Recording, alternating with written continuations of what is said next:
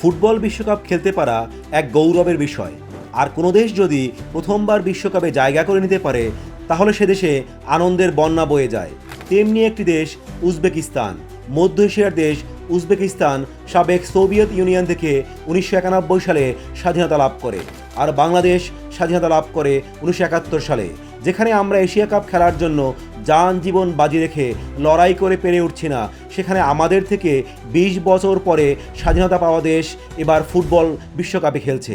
বিশ্বকাপে জায়গা করে নিয়েছে উজবেকিস্তান।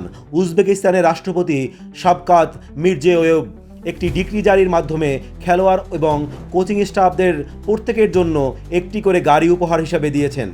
সাথে দিয়েছেন মেডেল, সম্মানজনক টাইটেল এবং সেরা ফুটবলার ও কোচিং স্টাফদের আলাদা পুরস্কার। রাজধানী তাশখন্দে অনুষ্ঠিত ম্যাচে উজবেকিস্তান 3-0 গোলে পরাজিত করে কাতারকে। উজবেকিস্তান গ্রুপে দ্বিতীয় স্থানে অবস্থান করছে।